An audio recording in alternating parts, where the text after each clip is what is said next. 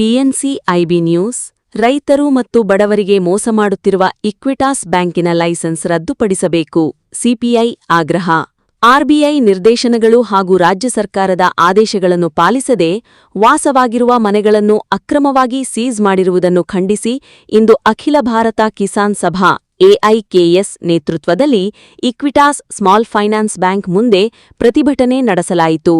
ಪ್ರತಿಭಟನೆಯನ್ನು ಉದ್ದೇಶಿಸಿ ಮಾತನಾಡಿದ ಸಿಪಿಐ ಜಿಲ್ಲಾ ಕಾರ್ಯದರ್ಶಿ ಡಾ ಮಹೇಶ್ ಕುಮಾರ್ ಅವರು, ಇಕ್ವಿಟಾಸ್ ಬ್ಯಾಂಕ್ ರೈತರು, ರೈತ ಮಹಿಳೆಯರು ಹಾಗೂ ಜನಸಾಮಾನ್ಯರಿಗೆ ದುಂಬಾಲು ಬಿದ್ದು ಸಾಲ ನೀಡುತ್ತಿದ್ದು, ಅದಕ್ಕೆ ಬೇಕಾಬಿಟ್ಟಿಯಾಗಿ ದುಬಾರಿ ಬಡ್ಡಿ ವಿಧಿಸುತ್ತಿದೆ ಎಂದು ಆರೋಪಿಸಿದರು.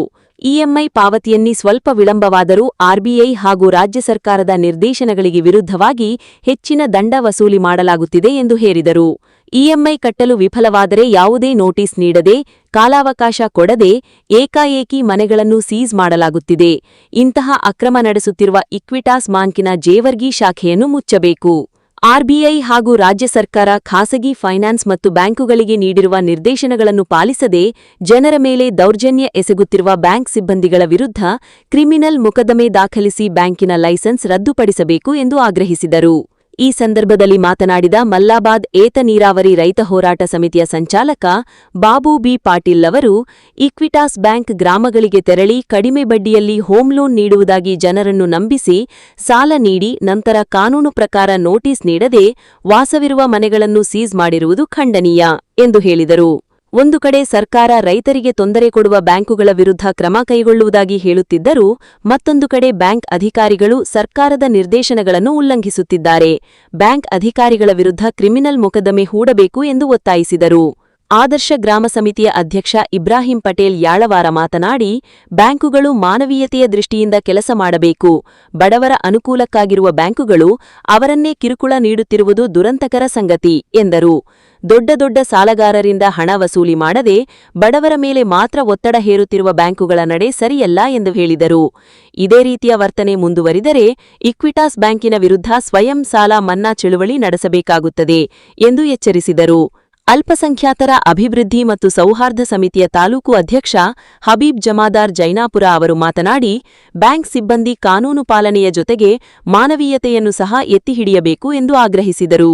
ಕಾಂಗ್ರೆಸ್ ಮುಖಂಡ ಇಬ್ರಾಹಿಂ ಪಟೇಲ್ ಜೇವರ್ಗಿ ಮಾತನಾಡಿ, ಮುಖ್ಯಮಂತ್ರಿ ಸಿದ್ದರಾಮಯ್ಯ ರೈತರ ಪರವಾಗಿ ಜಾರಿಗೊಳಿಸಿರುವ ಕಾನೂನುಗಳನ್ನು ಬ್ಯಾಂಕುಗಳು ಉಲ್ಲಂಘಿಸುತ್ತಿರುವುದು ಗಂಭೀರ ವಿಷಯವಾಗಿದ್ದು, ರಾಜ್ಯ ಸರ್ಕಾರ ಕೂಡವೇ ಇಂತಹ ಬ್ಯಾಂಕುಗಳ ವಿರುದ್ಧ ಕಠಿಣ ಕ್ರಮ ಕೈಗೊಳ್ಳಬೇಕು ಎಂದು ಒತ್ತಾಯಿಸಿದರು.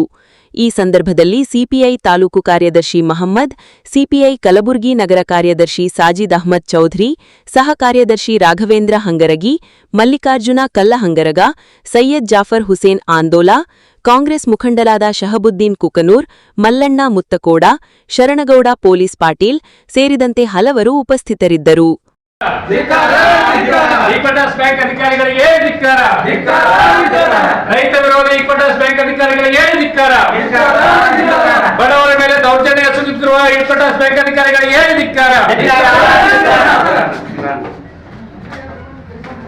ರೈತ ಮನೆಯನ್ನು ಸೀಜ್ ಮಾಡಿದ ಇಕ್ವಿಟಾಸ್ ಬ್ಯಾಂಕ್ ಅಧಿಕಾರಿಗಳಿಗೆ ಧಿಕ್ಕಾರ, ರೈತ ಮಹಿಳೆಯರ ಮೇಲೆ ದೌರ್ಜನ್ಯ ಎಸಗಿದ ಅಧಿಕಾರಿಗಳಿಗೆ ಧಿಕ್ಕಾರ, ರೈತ ಮಹಿಳೆಯರ ಮೇಲೆ ದೌರ್ಜನ್ಯ ಎಸಗಿದ ಇಕ್ವಿಟಾಸ್ ಬ್ಯಾಂಕ್ ಅಧಿಕಾರಿಗಳಿಗೆ ಧಿಕ್ಕಾರ.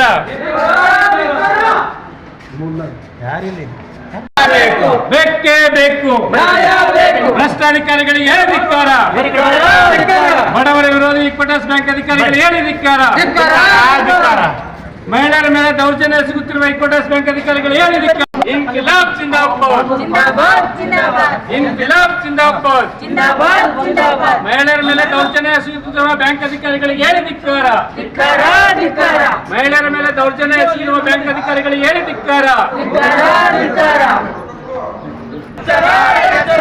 ಎಲ್ಲಿವರೆಗೆ ಹೋರಾಟ,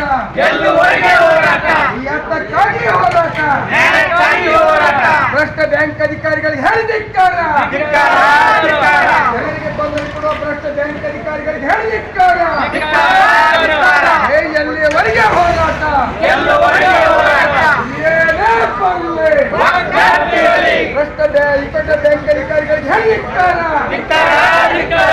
ಏನೇ ಬರಲಿ ರೈತ ಮಹಿಳೆಯರ ಮೇಲೆ ದೌರ್ಜನ್ಯ ಎಸಗಿದ ಬ್ಯಾಂಕ್ ಅಧಿಕಾರಿಗಳಿಗೆ ಹೇಳಿ ಧಿಕ್ಕಾರ, ರೈತರ ಮೇಲೆ ದೌರ್ಜನ್ಯ ಎಸಗುತ್ತಿರುವ ಬ್ಯಾಂಕ್ ಅಧಿಕಾರಿಗಳಿಗೆ ಹೇಳಿ ಧಿಕ್ಕಾರ. ಅಕ್ರಮವಾಗಿ ಮನೆ ಸೀಸ್ ಮಾಡುತ್ತಿರುವ ಬ್ಯಾಂಕ್ ಅಧಿಕಾರಿಗಳಿಗೆ ಏನು ಧಿಕ್ಕಾರ. ಅಕ್ರಮವಾಗಿ ಮನೆ ಸೀಸ್ ಮಾಡುತ್ತಿರುವ ಬ್ಯಾಂಕ್ ಅಧಿಕಾರಿಗಳಿಗೆ ಏನು ಧಿಕ್ಕಾರ. RBI ರೂಲ್ಸ್ ಅನ್ನು ವೈಲೇಟ್ ಮಾಡುತ್ತಿರುವ ಬ್ಯಾಂಕ್ ಅಧಿಕಾರಿಗಳಿಗೆ